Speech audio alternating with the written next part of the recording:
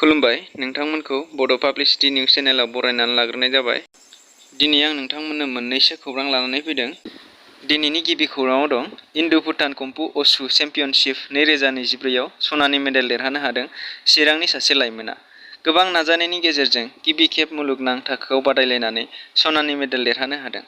चिरांनि पानबारि हालामनि मानास्रि बालाबारि गामिनि बिफा सन्देश्वर बसुमतारी आरो बिमा कान्ति बसुमतारीनि फिसाज्ला बिरजन बसुमतारीया। नैथि खौराङाव दं बोथोर बिगियान बिफाना रायजोआव गोबां अखा हागोननि सांग्रांथि फोसावदों। मोन 16 जिल्लाफोराव गोबां अखा हागोननि येल' एलार्ट आरो अरेन्ज एलार्ट होदों। चिरां, बाक्सा, क'क्राझार, धुबुरी जिल्लाफोराव गोबां अखा हागोननि येल' एलार्ट फोसावदों। बेनि अनगायैबो बङाइगाव आरो बरपेटा जिल्लायाव गोबां अखा हागोननि अरेन्ज एलार्ट फोसावदों। थामथि खौराङाव दं गाज्रि दैयाव सोमजिदों रोखोमसे सुबुंनि जिउ खहा खालामग्रा जिबख्रि। एम'बिया मुंनि जिबख्रिया मानसिनि गन्थंजों हाबनानै सुबुंनि मेलेमखौ जायो। एम'बिया जिबख्रिया गाग्लोबोबा 18 साननि उनावनो सुबुंनि जिउआ गोमायो। केरालायाव एम'बिया सन्देरनायजों सासे 14 बोसोर बैसोनि उन्दै हौवासानि जिउ खहा जादों। थांनाय 21 मेआव मालापुरामनि सासे 5 बोसोर बैसोनि हिन्जावसा आरो 25 जुन खालि कन्नुराव 13 बोसोर बैसोनि सासे उन्दै हिन्जावसाया जिउ गोमानो गोनां जादों। एम'बियानि लैखोनफोरानो जाबाय खर' सानाय, लोमजानाय, गोदोना सानाय आरो गोबानाय। बेनिखायनो सांग्रां जानाया गाहाम।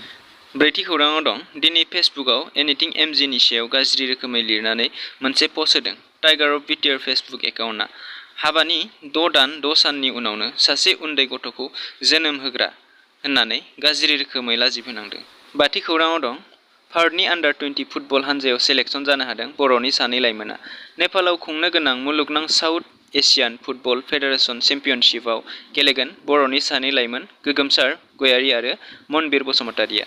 द'थि खौराङाव दं बिटिआरनि सिङाव थानाय क'क्राझार जिल्लानि साइ स्टेडियामाव डुरान्ड काप खुंनो साखाफारा खालामदों। डुरान्ड कापखौ लानानै सिएम प्रमद बर'आ माखासे बाथ्रा बुंदों।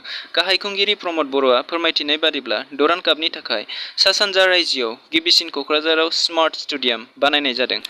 डुरान्ड कापआव गाहाय आलासि महरै हांख्रायनाय जादों रैखाथि मन्थ्रि राजनाथ सिंह आरो भारतनि हादरगिरि द्रौपदी मुर्मु लोगोसेयैनो आसामनि गिबि मन्थ्रि हिमन्त बिश्व शर्मा आरो आसामनि रायजो बेंगिरि गुलाब चान्द काटारिया दैदेनगिरि बिथांमोनखौ।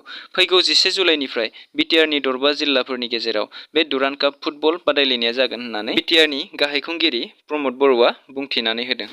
दिनैनि खौराङा एसेनोसै। खौरांखौ खोनासंनानै मोजां मोनबायबा अन्नानै साबस्क्राइब, लाइक, कमेन्ट आरो शेयार खालामनो दाबाव। गोजोन्थों।